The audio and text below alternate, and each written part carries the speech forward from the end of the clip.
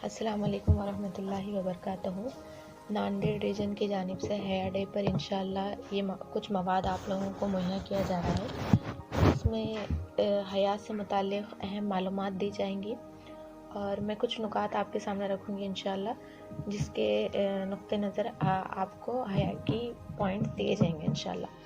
तो सबसे पहले हया क्या है, हया क्यों ज़रूरी है, कुरान और हदीस की रोशनी में इंशाल्लाह आपको बताया जाएगा। हया कैसे की जाती है, हया में कब कब रहने की ज़रूरत है और हया असल में होती क्या है। तो सबसे पहले इसमें अक़ीदे की हया एक्सप्लेन की गई है। ग़ज़्व बसर का जो हुक्म है हया से मुताल्लिक़ वो इसमें बताया गया है। और ज़ीनत को छुपा कर भी हया अपने अंदर पैदा की जा सकती है और हया पे क़ायम रहा जा सकता है।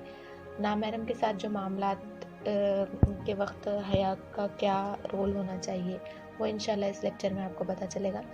सतर के साथ हया का दामन किस तरीक़े से पकड़ के रख सकते हैं ये इंशाल्लाह इसमें बताया जाएगा। पर्दे के अहकामात के पर अमल आवरी करके हया का जो है सो एक बेहतर उनसर ख़ुद के अंदर पैदा किया जा सकता है और माशरे में एक अच्छी फ़िज़ा आम की जा सकती है, ये इसके अंदर बताया गया। फिर महरम कौन है, नामहरम कौन है, इनकी फ़हरिस्त इंशाल्लाह इस लेक्चर में आपको मिलेंगी। फिर ज़िना की तरफ ले जाने वाले गुनाह हैं जो दरअसल बेहयाई है, यानी कि ज़िना के रिश्तेदार है, ये गुनाह इंशाल्लाह इस लेक्चर के अंदर बताए जाएंगे। फिर सूरह नूर की आयत नंबर 21 में जो फ़ाहशा यानी कि बेहयाई से बचने का जो हुक्म दिया गया है उसकी इंशाल्लाह इस लेक्चर में आपको तफसीलात मिलेंगी। हया को मजबूत करने में कुरान क्या हल पेश करता है वो हल इंशाल्लाह इसके अंदर आपको मिलेगा। और इमाम जाफ़र और अब्दुल्ला बिन मसूद रज़ियल्लाहु ताला अन्हु का कौल जो हया से मुताल्लिक़ है वो इंशाल्लाह इसके अंदर मिलेगा। और तारीख़ इस्लामी से 3 वाक़यात इंशाल्लाह आपको मिलेंगे। 2 सहाबियात है और 1 सहाबा रज़ियल्लाहु ताला अन्हु है, जिनके वाक़या इंशाल्लाह इस लेक्चर के अंदर आपको पता चलेगा। फिर हया की एग्ज़ाम्पल क्या है, एक एग्ज़ाम्पल आपको दी जाएंगी इंशाल्लाह।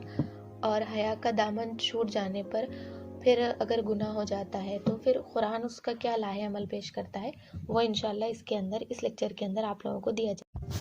अस्सलाम वालेकुम वरहमतुल्लाहि वबरकातुहू। उम्मीद है आप सब खैरियत से होंगे और अल्लाह ताला की रज़ा और खुशनुदी हासिल करने के लिए जद्दोजहद भी कर रहे होंगे और तहरीक इस्लामी की जो जिम्मेदारियां आप पर आयद हुई है उसका हक़ अदा करने की पूरी कोशिश में मसरूफ़ हूँ। इंशाल्लाह आज हम हया के मौजू पर बात करेंगे। तो मैं सबसे पहले आपके सामने 3 आयतें और एक आयत का टुकड़ा पेश करूँगी जिसमें हया के ताल्लुक़ से हमें इंशाल्लाह मालूमात मिलेंगी।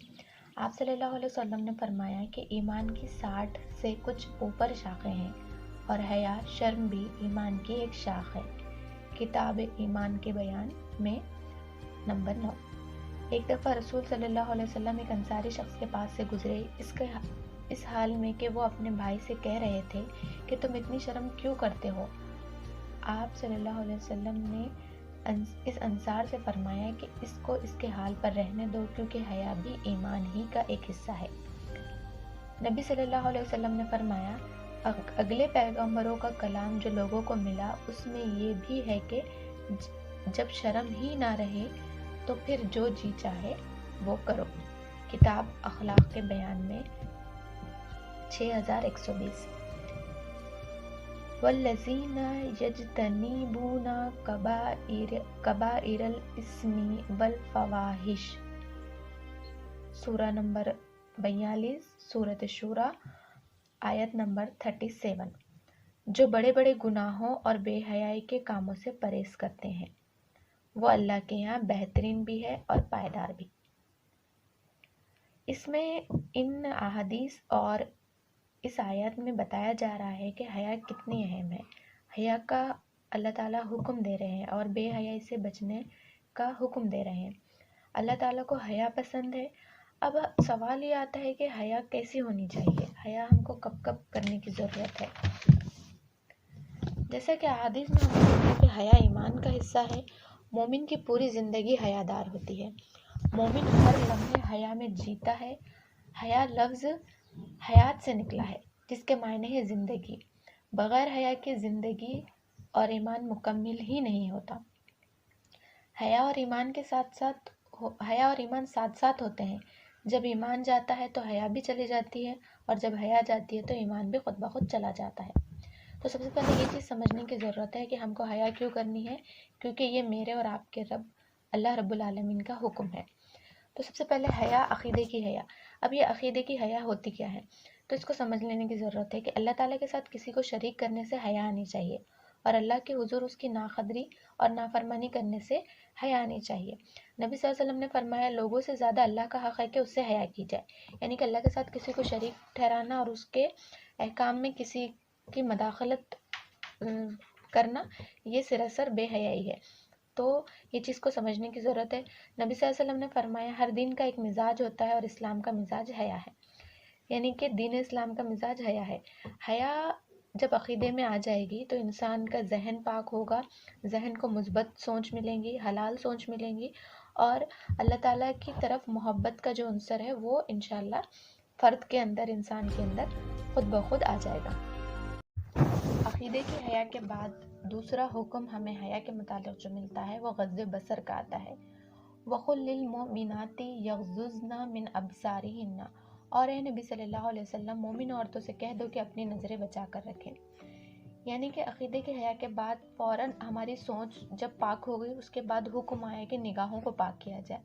نگاہوں کو کیا دیکھنا چاہیے، کیسے دیکھنا چاہیے، پھر کب نگاہیں جھکا لینی چاہیے، اس کا حکم ہمیں سورہ نور کی آیت نمبر 31 میں اللہ تعالیٰ بتاتے ہیں۔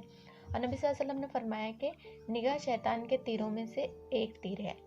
تو جو نامحرم کی فہرست اللہ تعالیٰ نے ہم کو دی ہے، جب ان سے ہمارا معاملہ ہوتا ہے تو اس دوران ہمیں اپنی نگاہوں کو جھکا لینا چاہیے۔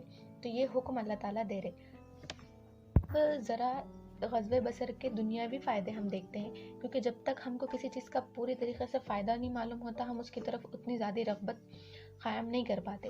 تو سب سے پہلے یہ کہ یہ اللہ تعالیٰ کا حکم ہے، اور یہ نظریں جھکانے سے اور نظروں کو کنٹرول کرنے سے، نظروں کو صحیح چیزیں دکھانے سے سب سے پہلے اللہ تعالیٰ راضی ہوتا ہے۔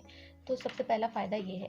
دوسرا فائدہ یہ ہے کہ جن لوگوں کی نظریں آوارہ رہتی ان کے دل منتشر رہتے، دنیا میں بھی عزت نہیں رہتی اور اللہ کے پاس بھی عزت نہیں رہتی۔ لوگوں کی نظروں میں بھی وہ آوارہ مانے جاتے ہیں اور اللہ تعالیٰ کی نظروں میں تو وہ برے ہی رہتے ہیں۔ جس کے دل منتشر رہتے ہیں وہ مقصد پر فوکسڈ ہو کر کوئی بھی کام نہیں کر پاتے۔ تو جن کی نگاہیں صحیح نہیں رہتی ان کی زندگی کے مقاصد جو ہے سو اگر ہوتے بھی ہیں تو وہ مقصد کو فوکسڈ ہو کر انجام نہیں دے پاتے۔